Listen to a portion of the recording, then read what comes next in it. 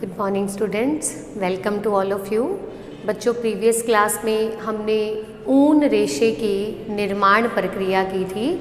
आज का हमारा टॉपिक है ऊन की विशेषताएं, कि ऊन के रेशे के अंदर कौन कौन सी विशेषताएं होती हैं।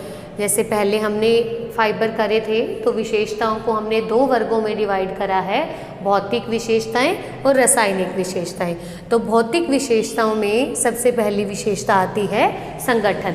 संगठन मतलब रेशा किस चीज़ से मिलकर बना है, रेशे में कौन कौन से तत्व पाए जाते हैं। तो चूँकि ऊन का रेशा एक जानत्व रेशा है, तो जिस तरह से हमारा पूरा शरीर प्रोटीन से बना है, उसी तरह से पूरी जानवरों की बॉडी भी प्रोटीन से बनी होती है। तो ये भेड़ों के बाल होते हैं, वूल जो है वो जानवरों की बाल होते हैं। तो बाल हमारे प्रोटीन के बने हैं। तो इन रेशों को, जो ऊन और रेशम रेशा है, ये जानत्व रेशे हैं, तो इन्हें प्रोटीन रेशा भी कहा जाता है। इनमें प्रोटीन मुख्य रूप से पाया जाता है, और जो प्रोटीन पाया जाता है वो केराटिन नामक प्रोटीन होता है।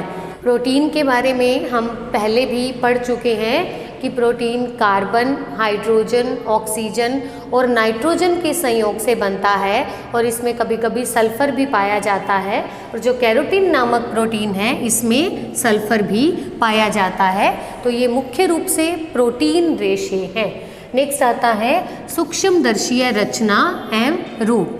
सूक्ष्मदर्शी में देखने पर, माइक्रोस्कोप में देखने पर ये रेशा जो है मोटा गोलाकार दिखाई देता है, और इसके जो किनारे हैं वो नुकीले होते हैं। और जब इसकी अनुप्रस्थ काट को देखा जाता है, मतलब लंबाई में इसको देखें, जैसे ये चौक है इसको लंबाई में देखें तो किनारों बीच का हिस्सा गोल रहता है और किनारे जो हैं वो नुकीले रहते हैं। अगर इसकी अनुप्रस्थ काट को देखें, कट करके सूक्ष्मदर्शी में इसको स्ट्रेट रख के ऊपर से देखा जाए, तो इसमें तीन परतें, तीन लेयर दिखाई देती हैं। जो बाहर की परत है वो क्यूटिकल परत होती है। अंदर की जो सेंटर की परत है, इस तरह से तीन लेयर दिखाई देती हैं। बाहर की जो परत है वो क्यूटिकल परत, बीच की परत कॉर्टेक्स, और जो लास्ट की आंतरिक परत है वो मेड्यूला कहलाती है। तो यह है इसकी सूक्ष्मदर्शीय रचना। नेक्स्ट आता है व्यास।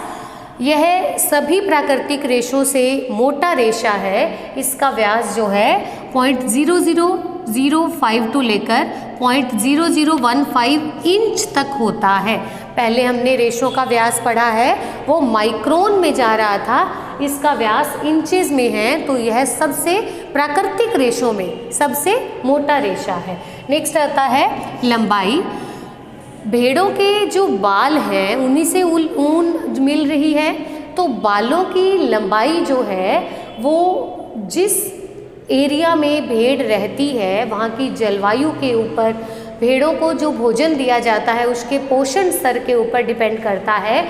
जिसी तरह से हमारी बॉडी, हमारी स्किन, हमारे हेयर्स जो हैं हमारे फूड पर डिपेंड करते हैं, हमारे एनवायरनमेंट पर डिपेंड करते हैं, उसी तरह से वूल भी जो है वो वहाँ की जलवायु पर डिपेंड करती है। तो मुख्य रूप से इसकी लंबाई 1 से 4 इंच होती है, लेकिन कभी कभी बहुत अच्छी जलवायु और अच्छा पोषण मिलने पर इसकी लंबाई 7 इंच तक भी जा सकती है। नेक्स्ट आता है चमक। अद्भुत चमक होती है वूल के रेशों में, लेकिन फिर ये कहा जाएगा कि चमक भी उसकी वहाँ की जलवायु और भेड़ों को जो भोजन दिया जाता है, जो पोषण उन्हें प्राप्त हो रहा होता है, उस पर डिपेंड करता है। अदरवाइज ये रेशा चमकीला रेशा है। नेक्स्ट आता है रंग।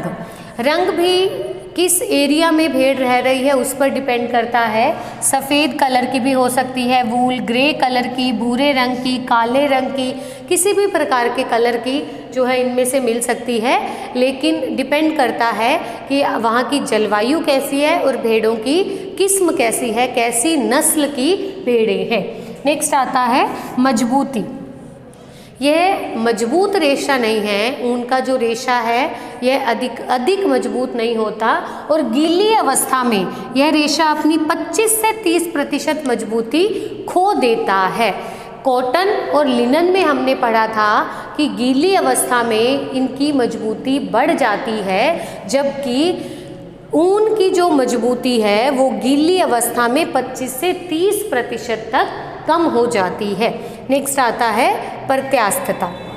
प्रत्यास्थता मतलब खींचो तो खिंच जाए, छोड़ो तो अपने पूर्व स्थान को ग्रहण कर ले। ऊन के रेशे में प्रत्यास्थता का विलक्षण गुण है। यह अपने सामान्य आकार से 30 से 40% तक खिंच जाता है। जितना इसका साइज होता है उससे 30 से 40% खींचने पर ये और बड़ा हो जाता है, और छोड़ो तो ये अपने पूर्व आकार को ग्रहण कर लेता है। जिस तरह से बाल को हम खींचते हैं तो उसमें भी प्रत्यास्थता का गुण होता है, तो वो खींचा चला जाता है, और छोड़ो तो अपने पूर्व आकार को ग्रहण कर लेगा और कर्ल हो जाएगा। उसी तरह से वूल के रेशे में भी प्रत्यास्थता का अच्छा गुण होता है। नेक्स्ट आता है प्रतिस्कंदता। प्रतिस्कंदता मतलब रेशों को दबाओ तो वो दब जाएं, छोड़ो तो अपने पूर्व आकार को ग्रहण कर ले। तो ऊनी जो रेशा है इसके अंदर प्रत्यास्थता और प्रतिस्कंदता का विलक्षण गुण है। ये रेशे दबाने से दब जाते हैं और छोड़ो तो अपने पूर्व आकार को ग्रहण कर लेते हैं। नेक्स्ट आता है आर्द्रता प्रतिधारण एवं अवशोषकता। ऊनी रेशों में मॉइस्चर को गेन करने की अच्छी क्षमता रहती है, नमी अवशोषकता अच्छी रहती है। यह वातावरण से 30% नमी को अवशोषित कर लेता है, और अवशोषण के पश्चात भी इसमें दिखाई नहीं देता है कि मॉइस्चर है, पता नहीं चलता है, केवल इसका भार बढ़ता है, और ये जल्दी से अपने अंदर से नमी को हटा भी लेता है, मतलब सूख भी जल्दी से जाता है।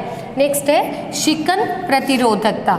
शिकन प्रतिरोधकता मीन्स कि क्रीज को दूर हटाने की क्षमता, शिकन को दूर हटाने की क्षमता।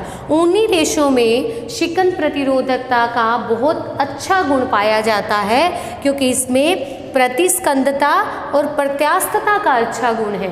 जिन रेशों में प्रत्यास्थता और प्रतिस्कंदता का अच्छा गुण होता है कि वो अपने आप अपने पूर्व आकार को ग्रहण कर लेते हैं, तो वो क्रीज को भी स्वयं ही दूर कर देते हैं। तो इन रेशों को प्रेसिंग की, इस्त्री की भी अधिक जरूरत नहीं होती है। नेक्स्ट आता है सफाई एवं धुलाई।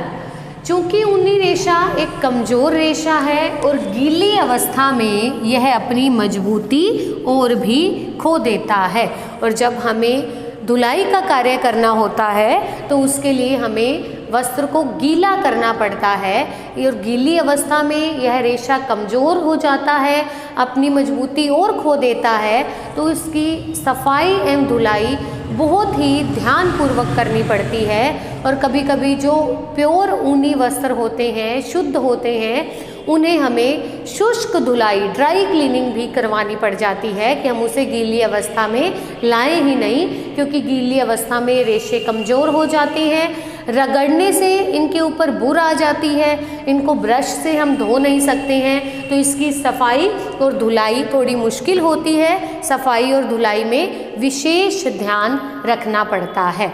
नेक्स्ट आता है धूप एवं प्रकाश का प्रभाव।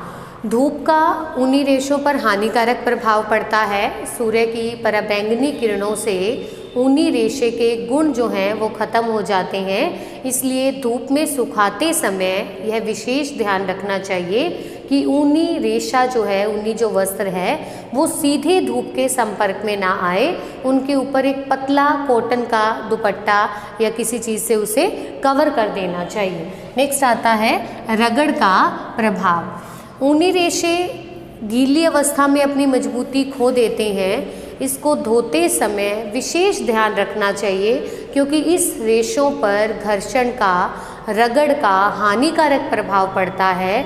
रगड़ से ये रेशे जो है नष्ट होने लग जाते हैं, और जब वस्त्र को रगड़ा जाए तो उसके ऊपर बुर आने लग जाती है, मोटे मोटे रोए से इकट्ठे हो जाते हैं। तो इसकी धुलाई के समय विशेष ध्यान रखना चाहिए कि रेशों को रगड़ कर नहीं धोना चाहिए, क्योंकि रगड़ से ये रेशे खराब होने लग जाते हैं। नेक्स्ट है सूखे ताप एवं दाहता का प्रभाव। सूखे ताप मतलब इस्त्री का प्रभाव। प्रेसिंग का भी इसके ऊपर हानिकारक प्रभाव पड़ता है। ये रेशे जो हैं वो अपनी सामान्य आकृति को खो देते हैं और चपटे हो जाते हैं, और दाहता जब इन्हें जलाया जाता है तो ये लोह हटाने के बाद जलने बंद हो जाते हैं, और इसके जो किनारे हैं, रेशों के धागे का जो किनारा है वो मोटे एक बीड के, एक गोले के, यूँ कहीं मोती के आकार का रूप ले लेता है। नेक्स्ट है कीड़े एवं सूक्ष्म जीवों का प्रभाव। प्रोटीन रेशा है तो इनके ऊपर फफूंदी नहीं लगती है, लेकिन फिर भी अगर इन्हें गीली अवस्था में रख दिया जाए संभाल कर तो इनके ऊपर फफूंदी लगने के भी चांसेस रहते हैं, और कीड़े इन रेशों को खा जाते हैं, नष्ट कर देते हैं। क्योंकि ये प्रोटीन रेशा है तो कीड़े भी प्रोटीन को खाते हैं। सेलुलोजिक रेशों पर फफूंदी लगती है, जबकि प्रोटीन रेशों को कीट खा जाते हैं। तो इन्हें कीड़ों से बचाने के लिए हम जब इन्हें संरक्षित करते हैं तो उसमें नैफ्थलीन बॉल्स या फिर नीम की पत्तियां डालकर रखते हैं। नेक्स्ट है ताप संवाहकता। ताप संवाहकता मीन्स ताप को बाहर निकालना।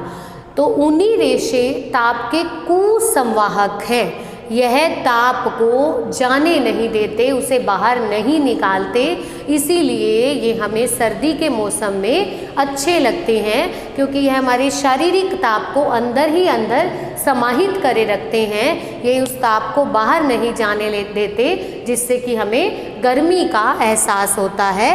तो इसमें ताप संवाहकता का गुण बिल्कुल भी नहीं है। नेक्स्ट है विमितीय स्थायित्व। विमितीय स्थायित्व मतलब जो रेशा जिस अवस्था में है, जिस आकार में है, वो उसी आकार में रहे।